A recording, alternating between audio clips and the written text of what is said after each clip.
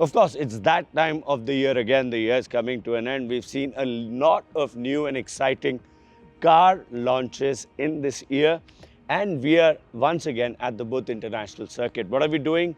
We are here to evaluate the latest and the best launches of the year and to award the best of 2025. We only give out a very few awards, 10 in total, 4 for two-wheelers, 6 for four-wheelers. And I'm going to give you a brief glimpse of the best launches of this year and what the intense competition is going to be.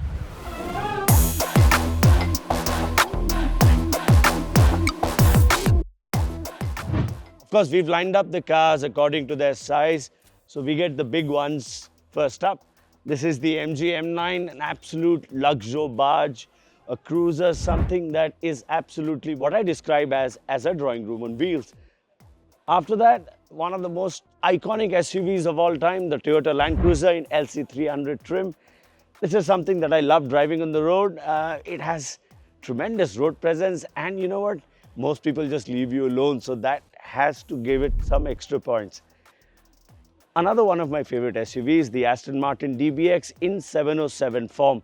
700 plus bhp, lots of torque, terrific driving ability. What a sound it makes. So that's something to look forward to. While we are talking about sound, another car you can't ignore, the Range Rover Sport SV. 4.4 litre V8, twin turbo, 626 horsepower, 750 Nm.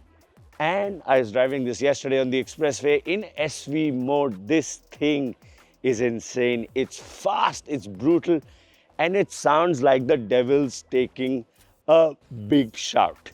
Keeping up with the performance portfolio, the Porsche Macan EV Turbo. Another fast car, great to look at, fantastic to drive. But is it too expensive? How does it fare? Will the Macan still be one of the favorite Porsches sold worldwide? We'll figure out later on. Next up, Audi RS Q8 Performance. Fast, brutal, loud, great to drive. You know, all of these cars have that X factor feature that we really treasure. They rather make driving a very pleasurable experience. Continuing on the theme, the BMW M5. It might be a little heavy at nearly 2.7 tons or so, but 700 bhp, lots and lots of torque. It can be a really big handful on the circuit, and we are really excited to find out how it fares. The CLE 53 AMG, the Mercedes, great engine, over 400 bhp, goes like stink, really makes a nice sound, and in this matte black paint attracts more attention than I would like, but I think that's the point a lot of customers really like. They want that attention, they want to stand out. This is one of the interesting features for this year. This is the MG Cyberster. You would have seen those scissor doors going up. Very interesting, pretty nice to drive, a decent lap time too, I think. But it will be interesting to see, are customers really willing to pay that kind of money for an MG? That's something we'll find out later in the year or early next year perhaps. The Volkswagen Golf GTI, one of the best hot hatches in the world for decades now. In fact, it was probably the first Golf GTI that set up the term hot hatch. This one is highly acclaimed, very fast, 260 bhp or so. I want to throw it around the track and see how it fares, but I have very high hopes for this one. Coming to the luxury segment, we have the new E-Class. We couldn't get the new E-Class last year because our jury round last year was on the same date as the launch of the E-Class, so it qualifies for this year. We have the E450. Currently in its segment, it's the gold standard. Does it stand up to the driving appeal, the X factor, the premiumness? We'll see to that. Then we have the new Toyota Camry. I would think this would be the thinking man's luxury car. This is a car that you can be driven around all day in. You'll have no reliability issues. And at its current pricing, it, I think, still is a very good deal. Coming to entry-level luxury, we have two very interesting samples from BMW. This is the 2 Gran Coupe, the entry-level to the sedan world of BMWs. I think it's a pretty competent product, but we'll find out how it fares overall as we go along. The new X3, this could be something that's really good. In fact, I was just saying to my colleagues that I actually prefer this to the new 5 Series. So that's something to be seen.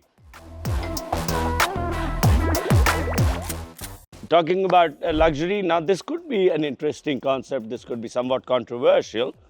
We have the BYD Sealion 7. It's priced around the 50-55 lakh rupee mark, ex-showroom. I've driven it before and I think it's a really, really good product. Quality-wise, driving-wise, technology-wise, the whole experience. Will it make a big mark in the Indian market? We'll find out. And sticking to the electric theme, if you're looking for an entry-level electric SUV from BMW, this is the new iX1. At about 45 lakhs or so, it sets a new price benchmark for the whole market, not just luxury, but even the regular commuter market. And I think that's a great move by BMW. Long wheelbase X1 with a pretty big battery pack. I think that's a really, really good package that needs to be considered very seriously. We come to one of my favorite cars for the Indian market. This is the Volkswagen Tiguan, and it's one of Volkswagen's most successful cars sold worldwide. And obviously, it's a really good product. In India, it's priced a bit high because it's a CBU. Is it good on track? I think it's going to be really, really good. So that's another thing to figure out. And right next to it is its sister, the Škoda Kodiaq. Both are based on the same platform, same engine, same gearbox. Pretty much, other than the looks, they share a lot of the hardware. So it'll be interesting to see how these two compare to each other, especially when the price difference between them currently after the price reduction is about 10 lakh rupees. It could go against the Tiguan, but we'll see how it fares out. The new Volvo EX30, very competent, very nice to drive, but a little fiddly. So let's see if it offers a good package to the Indian customer.